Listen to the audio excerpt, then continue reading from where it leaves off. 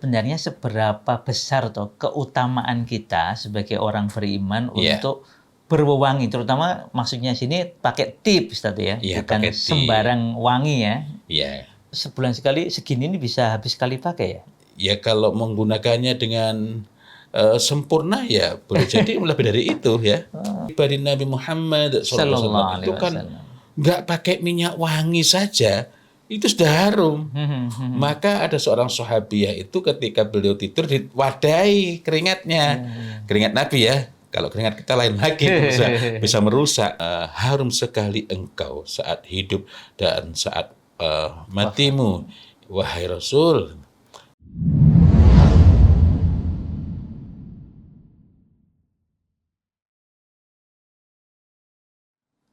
Assalamualaikum warahmatullahi wabarakatuh. Waalaikumsalam warahmatullahi wabarakatuh.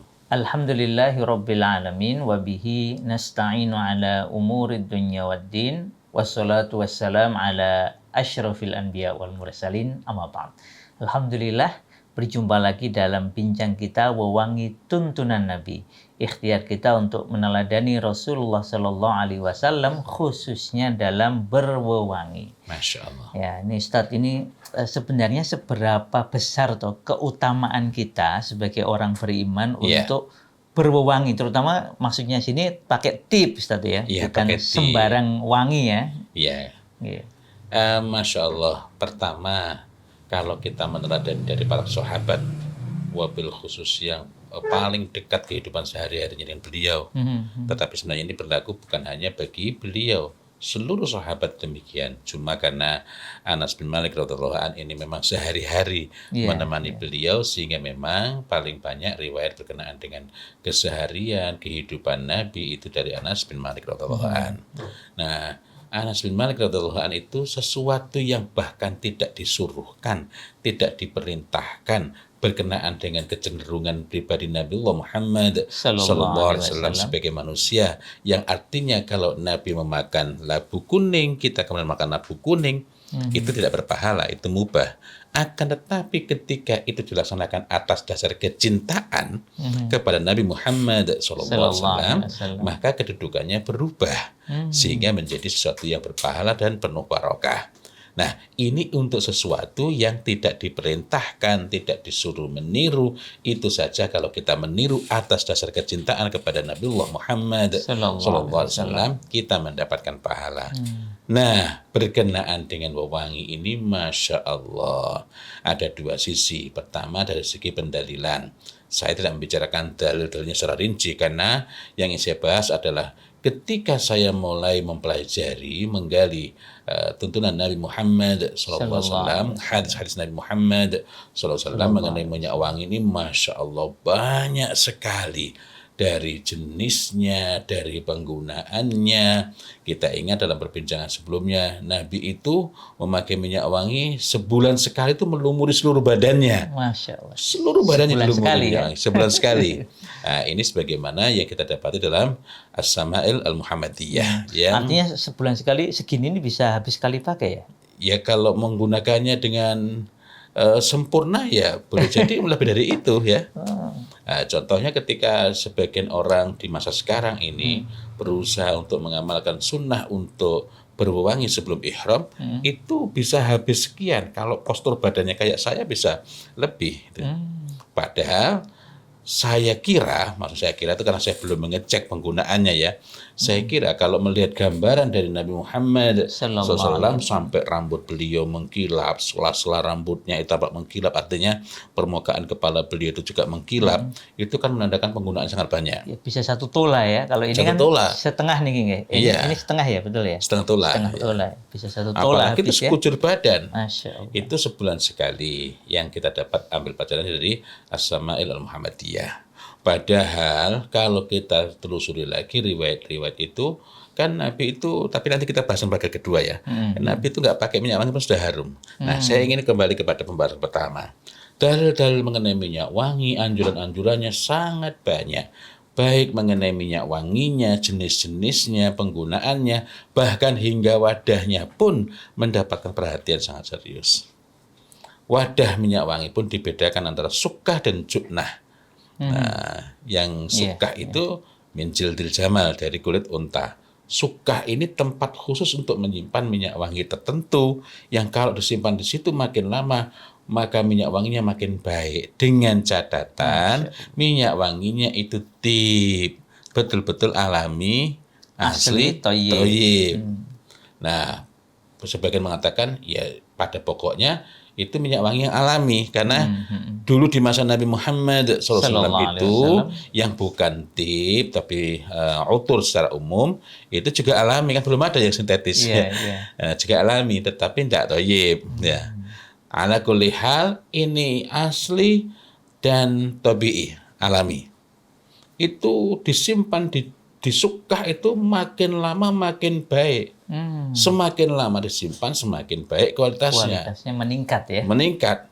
Jadi misalnya ada tip disimpan di situ 10 tahun, kualitasnya akan berbeda dengan yang disimpan di situ 50 tahun. Dan meningkat lagi, lebih mahal lagi dengan yang disimpan di situ 100 tahun. Masya Allah.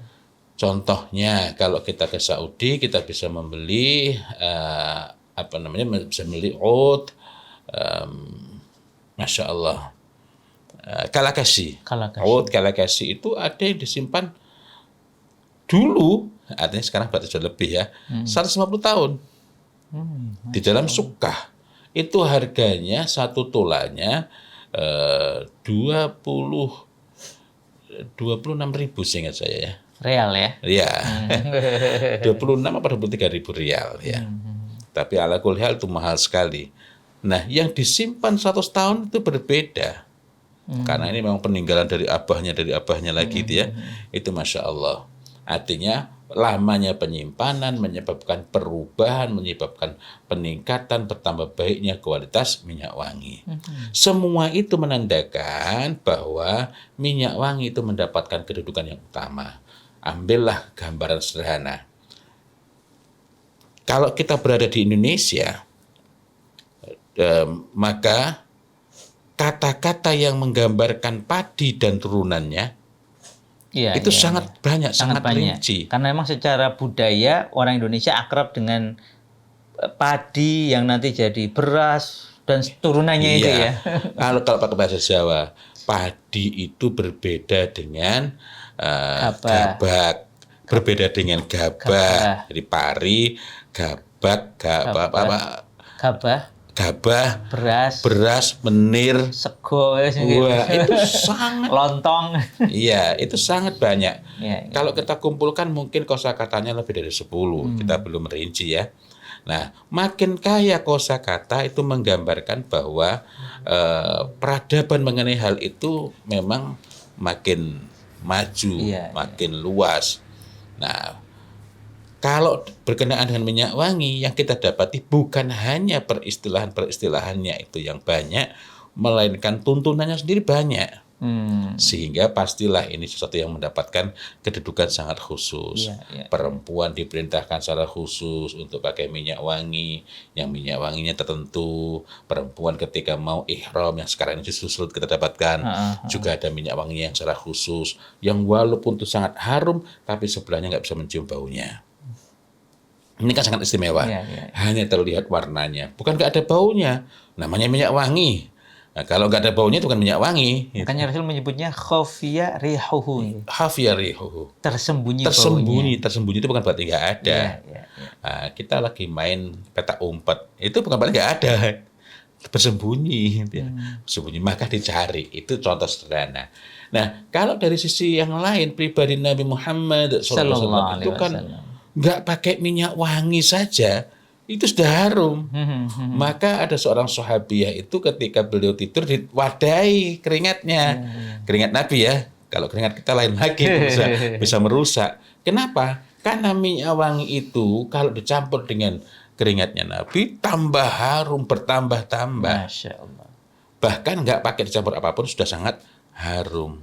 Itu saja beliau masih pakai minyak wangi ya. Dan bukan cuma sekedar pakai. Sudah harum, pakai minyak wangi dan tidak sekedar ampun kayak kita kan masih bukan cuma seoles, bukan cuma seoles gini kan. Nah, biar bisa merasakan. Nah, bukan hanya dioles ya? iya, kalau bukan itu hanya ya? dioles, Allah. tetapi dituangkan, kemudian dilumurkan sampai jenggotnya basah, mengkilap. Kalau cuma seoles, dua oles, tiga oles, nggak mengkilap itu. Iya, ini nggak mengkilat. Walaupun Masya Allah baunya sudah Nah, mengubah nah suasana. ini, nah, bau apa nih? Masya Allah. Masya Allah, ini adalah misik. Tadi sekilas saya kira bukan misik. Begitu buka, oh Iya, misik. misik. Dan alhamdulillah, berarti minyak Sesuai wangi tadi, kesukaan ya, kesukaan Nabi Rasul. Muhammad SAW, di mana Nabi itu paling menyukai misik dan ambar dari rumpun duhan. Tadi jenengan nyebut keringat kan, besok juga keringatnya ahlul jannah, insya Allah kan juga rihukum almis ya. Amis. Nah, jadi misik itu kalau kita mendapatkan gambarannya kayak gini, itu kita bisa langsung mengatakan harum. Tapi ada yang kalau kita cium pertama itu baunya aneh. Tapi kalau dioles baru terasa harum Iya. sekali. Aneh itu sebenarnya bukan karena baunya tidak enak, bukan karena sangat-sangat pekatnya. Nah, kembali lagi, Nabi Muhammad SAW itu harum bukan hanya ketika beliau hidup. Ketika beliau wafat pun, ini riwayat yang jarang dihadirkan ya. Karena yang sering dibahas itu kan reaksi dari Umar bin Khattab radhiyallahu anhu. Yang ketika Nabi Muhammad SAW wafat, Umar bin Khattab radhiyallahu anhu itu Gak terima gitu nggak ya. terima, nggak siap ditinggal oleh, dan itu wajar, ditinggal oleh orang yang sangat dicintai, yang sangat dimuliakan, sangat dihormati. Loh, sehingga ketika itu kan Abu Bakar As-Siddiq radhiyallahu anhu itu menenangkan. Tapi peristiwa sebelum itu menarik sekali berkenaan dengan wangian ini. Dalam satu riwayat, Nabi Muhammad SAW itu masuk ke bilik beliau. Oh, maksudnya Abu Bakar. Oh iya, Abu Bakar As-Siddiq radhiyallahu anhu masuk ke bilik dari Nabi Muhammad Saat beliau sudah wafat ya, ini berarti ya. Ini kan istri dari Rasulullah, kan putri Abu Bakar. Aisyah. Yang meriwayatkan adalah Aisyah radhiyallahu anha. Dalam satu riwayat itu beliau masuk membuka penutup wajah dari baginda Nabi, dan langsung ketika itu beliau merasakan mencium bau harum yang sangat semerbak. Sehingga beliau mengatakan, bi abi anta wa ummi. Ini kalau diterjemahkan agak susah ya. Dengan ayah, engkau dan ibuku kan. Jadi, demi ayah dan ibuku sebagai tebusanmu. Tibta hayyan wa mayyitan. Masya Harum sekali engkau saat hidup dan saat engkau sudah wafat, sudah mati. Ini ungkapan ini kalau kita rasakan suasananya itu saat itu rasanya merinding ya. Dalam riwayat yang lain dikatakan bahwa Nabi Muhammad Abu Bakar As-Siddiq radhiyallahu anhu membuka penutup wajah beliau, mencium keningnya, lalu kemudian mengatakan, tibta hayyan wa mayyitan ya Rasulullah. Harum sekali engkau saat hidup dan saat matimu, wahai Rasul. Nah, itu kemudian setelah itu baru beliau keluar menemui Umar bin Khattab radhiyallahu anhu. Dan masyarakat ya. Iya, dan masyarakat ya. Artinya kita nggak membahas sisi yang itu karena memang pembahasan kita mengenai mewangi. Gitu. Luar biasa ya. Jadi tadi riwayat yang pertama itu belum mencium secara fisik, sudah mau membuka itu langsung merasakan semerbak wanginya. Masya Allah. Yang kedua tadi mencium dan menegaskan bahwa memang Rasul sangat wangi ya. Dan itu Masya Allah, artinya beliau ini sudah harum saja pakai minyak wangi. Lah kok hari ini banyak di antara orang-orang yang mengaku mencintai Nabi Muhammad SAW dekat bau rokok. Udah gitu mungkin yang kualitasnya, saya bukan berarti appreciate, bukan berarti kalau rokok yang baik gimana bukan? Sudah bau rokok yang grade rendah lah. Rokok yang baik saat itu tembakaunya dibikin minyak wangi, bukan dibakar tapi dibikin minyak wangi. Cuma kita lagi nggak ada di sini ya, ada di sana gitu. Masya Allah. Nah, ini sudah gitu nggak mau pakai minyak wangi. Nah, jadi dari mana kita itu mengaku mencintai Nabi? Bau badan ndak enak. Kalau keringetan juga baunya nano-nano, baunya nggak karu-karuan ya. Ya, ya. Baunya nggak karu-karuan. Nggak mau pakai minyak wangi. Lah, Padahal andai kata bau badan kita tuh wangi tanpa minyak wangi, maka tetap penting, maka tetap utama, maka tetap perlu kita memakai minyak wangi sebagai bentuk kecintaan kita kepada tuntunan dari Nabi Allah Muhammad Sallallahu SAW, alaihi wasallam. ketaatan kita kepada tuntunan Nabi Muhammad Sallallahu Alaihi Wasallam, dan kecintaan kita kepada beliau Rasulullah Muhammad Sallallahu Alaihi Wasallam. Masya Allah. Demikian Bapak Ibu sekalian. Jadi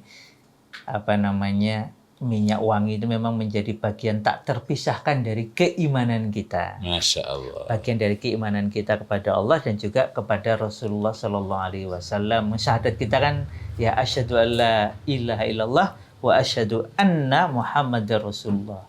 Nah, konsekuensinya ya kita berusaha mengikuti sebaik mungkin teladan Rasulullah termasuk dalam berwewangi. Demikian, semoga bermanfaat. Selamat terus mengikuti Rasulullah SAW sampai akhir hayat kita, dan semoga dengan itu insya Allah kita bisa berjumpa dengan beliau dalam kondisi beliau ridho kepada kita semua. Wabillahi taufiq wal hidayah. Wassalamualaikum warahmatullahi wabarakatuh. Waalaikumsalam warahmatullahi wabarakatuh.